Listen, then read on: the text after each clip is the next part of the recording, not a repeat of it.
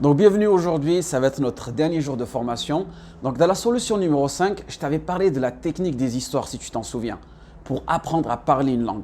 On va continuer avec le même sujet, mais avant de t'expliquer ça, tu te souviens à l'école quand le professeur devait prononcer un mot ou une phrase et les élèves ils devaient répéter en chœur après le prof. C'était l'un des seuls moyens de nous faire plus ou moins parler l'anglais. Le problème de cette technique, c'est que tu répètes, excuse-moi du terme, comme un perroquet, sans comprendre et ni réfléchir. Et pour parler couramment une langue, il faut penser avec cette langue.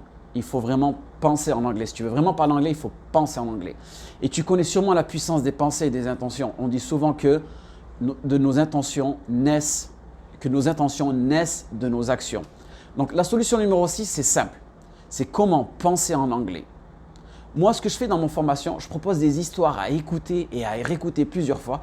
Et une fois que l'histoire elle est bien ancrée en toi, tu la connais par cœur, j'utilise la questionologie. C'est-à-dire, je te pose des questions très simples et la réponse doit être aussi simple. Par exemple, the man didn't have the money. Yes or no? Yes, he didn't. Puis ensuite, je te dis, who didn't have money? The man or the woman? Et toi, tu réponds pack rapidement, the man. Et les réponses sont simples, donc tu dois répondre rapidement et ainsi, petit à petit, les questions, elles deviennent de plus en plus passionnantes et intrigantes. Et là, ça y est, tu penses en anglais sans même t'en rendre compte. Tu as habitué ton subconscient à réfléchir et penser en anglais. Ainsi, tu comprendras plus rapidement l'anglais et tu parleras plus rapidement cette langue-là. Et c'est cela dont tu as besoin. Dans la vie de tous les jours, des conversations, pour maintenir des conversations fluides et naturelles. Et comme je t'ai dit précédemment, les histoires sont un peu spéciales. Et j'ai fait ça de manière préméditée. Pourquoi? Pour que tu te rappelles du vocabulaire qui gravite autour de ces phrases-là. Et en plus, tu vas pouvoir mémoriser toutes les structures interrogatives, affirmatives, négatives. Je te donne un exemple. Si un élève dans ta classe, son nom de famille, c'est Cartable. J'en suis sûr que cet élève-là, tu n'oublieras jamais son nom de famille. Pourquoi? Parce que il sort du commun. Et c'est un peu pareil avec mes histoires. Alors que, contrairement aux manuels scolaires ou même les examens de préparation, que ce soit pour le IELTS, le TOEFL ou le PET, c'est une vraie corvée. Je connais personne qui prend du plaisir à apprendre l'anglais de cette manière-là et je dirais même à l'enseigner. J'ai des amis qui ont eu, je sais pas, 8,5 ou 9 par exemple au IELTS, ce qui est un score très élevé. Ce n'est pas pour autant qu'ils ont un bon anglais. Parce que comme tu le sais, tu peux avoir des bonnes notes dans les examens, tu peux avoir un diplôme, mais ce n'est pas pour autant que tu réussis dans la vie. Donc, pour revenir à ce que je disais, dans ma formation, ce que je fais aussi en plus, j'utilise des images et des mouvements pour stimuler ton cerveau et te rapprocher au maximum l'apprentissage. J'essaye de le contextualiser. Et tout cela, tout ce que je te propose là et tout ce que je t'explique là, c'est le fruit de mes 10 dernières années d'enseignement, de formation et de coaching. Donc je te dis, si tu es arrivé jusqu'à ici, je te dis bravo, well done.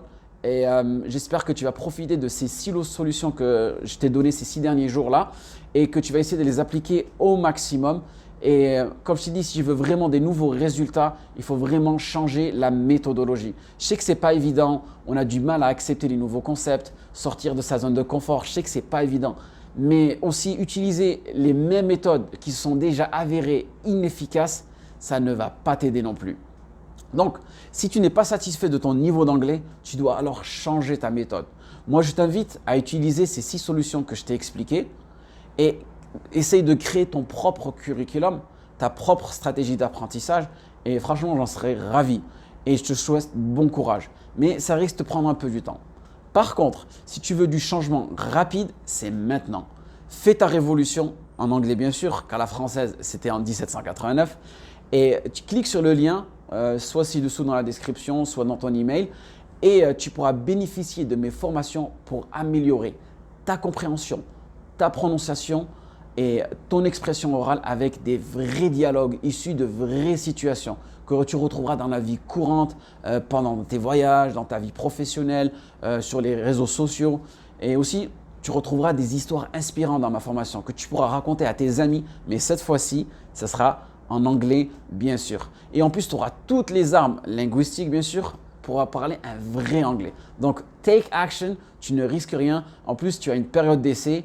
Donc, c'est le changement, c'est maintenant. En passant commande, tu pourras avoir accès à ton compte privé et devenir un membre de Anglais Révolution. Et franchement, ça me fera grandement plaisir de t'avoir parmi mes nouveaux révolutionnaires. Donc, take action and stay in touch.